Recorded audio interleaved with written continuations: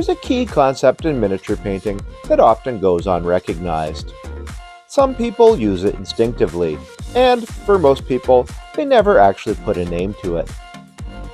But for those who understand it, they realize that it's an easy way to make your models go from looking, "That's nice," to, "Wow, does that ever look professional?" But before you can use it, you have to understand it. What am I talking about? I'm talking about establishing visual cohesion in your miniatures. Trust me, this is something you're going to want to know, and in this video, I'm going to break it down to show you clearly how you can use it to maximize your painting results on the tabletop. Let's get to it. Miniature Landscape Hobbies is proudly supported by these sponsors. If you've watched my channel before, you know I say this all the time. Truly stunning and professional looking miniatures don't start with a brush. They start with a plan. Visual cohesion is part of that planning stage. When you develop a cohesively arranged unit, you create the impression that the models actually belong together, not just in a mechanical sense from your army list, but in a visual sense. That, of course, has real effects on the tabletop. Cohesive models look like they share a story. They feel like they exist in the same time, the same place, and under the same conditions.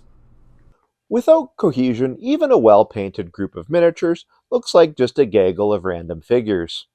But with cohesion, even moderately painted models can look like a unified force on the table. So how do we create that? Well, there are several ways.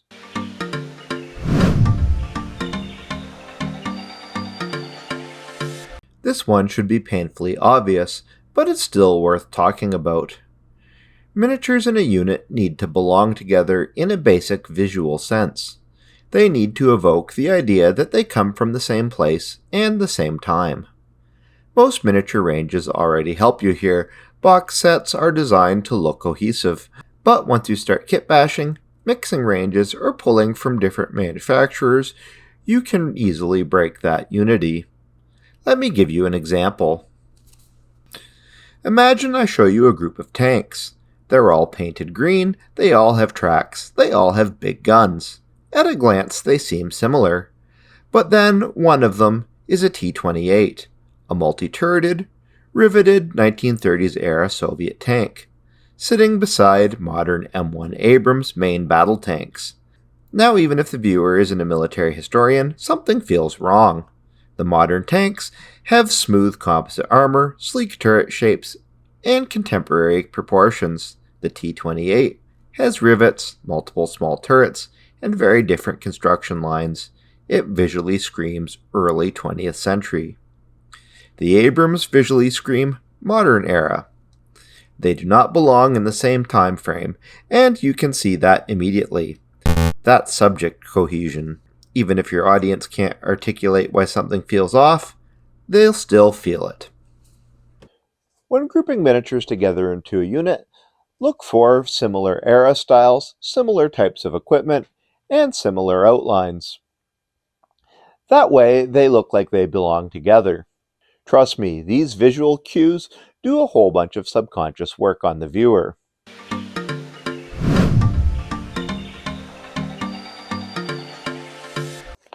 Now we move into the primary tool for creating cohesion, color.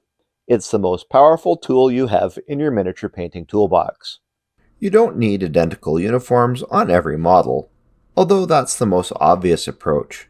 What you need is a repeated palette. Pick a limited range of colors and repeat them intentionally across the force. They don't have to appear in equal proportions on every miniature. In fact, it's often better if they don't. By repeating those colors, even in different ratios, you create a visual rhythm across the unit. Let's talk about a concrete example. Imagine an Egyptian-themed warband for silver bayonet. You decide your core palette will be dark blues and orange yellows. Across the unit, those colors appear again and again, not as strict uniforms, but as shared visual DNA. One figure, dressed primarily in black, still carries those tones in sash details and accents. Another model is mostly off-white, suggesting a novice or new addition to the force. but still includes those same blues or oranges, so they remain part of the group. And then there's the leader. The leader incorporates all of the colors presented throughout the warband. Instantly, visually, it's clear. This model ties everything together. This is the focal point. The others answer to him. That's cohesion through color hierarchy. Now compare that to a mismatched Napoleonic British force where each model is painted well, but with no shared palette.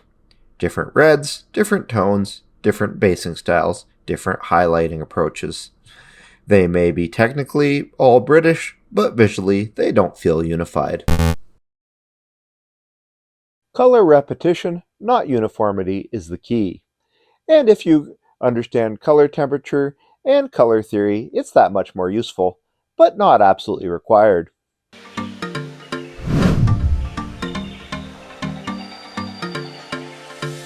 Color is the primary driver for establishing cohesion, but basing is a close second, because basing helps you establish the environment. When every model stands on terrain that looks like it belongs to the same place, you instantly reinforce the illusion that they exist together. If your warband has snowy bases, frozen mud, and frosted rocks, except for one character standing out on lush green grass, the illusion shatters immediately. Basing is environmental cohesion.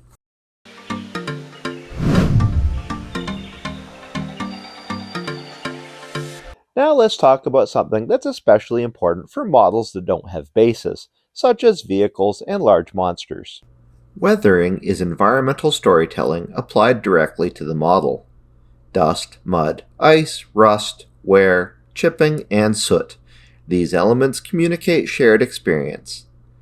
Take these tanks as an example. Even without bases, you can create cohesion by applying the same weathering tones across all of them. If they're operating in a dusty environment, apply similar dry pigments or dry brushed earth tones across the lower hulls. If they've endured the same campaign, match the level of chipping and rust. If one tank looks factory fresh and the others look battle worn, they won't feel like they belong together. But if they all share the same similar grime, similar edge wear, similar environmental effects, your brain reads them as having traveled together, fought together, and endured together. That is visual cohesion, built through shared environmental influence.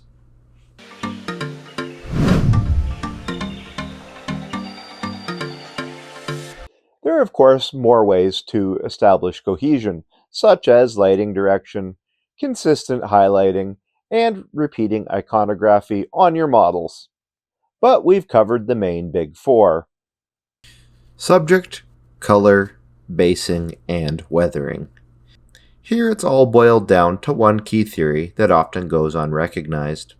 Cohesion is about intentional repetition. When you intentionally repeat the visual information, whether it's shape, color, texture, or environmental effect, you create unity.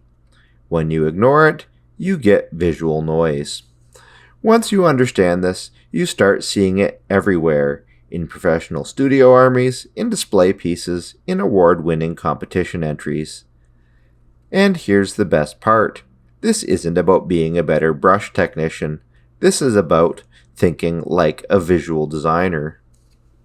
And the moment you start thinking that way, your miniatures level up, sometimes dramatically, without you needing to learn a single new blending technique. That's the power of understanding the theory behind the art. If you found this helpful, let me know in the comments how you would build cohesion in your own forces. I'd love to hear your approach. And if this concept was new to you, try applying it deliberately in your next project and watch what happens. Because once you see cohesion, you can't unsee it. I'll be back soon with more miniature painting tutorials, product reviews, and terrain tips. In the meantime, I'd really appreciate it if you'd consider joining my Patreon. Right now, there's also an extra benefit for members at all tiers, even free members, and that's an exclusive guide to mastering miniature painting theory. This handcrafted PDF will enhance your painting skills. I pretty much guarantee it. And best of all, you can get it completely free as a thank you for taking interest in miniature landscape hobbies. Just sign up for the free Patreon membership tier. No credit card required, no strings attached. Lastly, if you'd like to purchase any miniatures, games, or model building supplies for yourself, you'll see links to Wayland Games, Miniature Market, and Signum Games in the video description. These are affiliate links, so any purchases you make there will help support the channel, and I'd really appreciate that. See you next time for more miniature gaming, painting, and diorama videos. But most importantly, until then, remember to keep building life in miniature.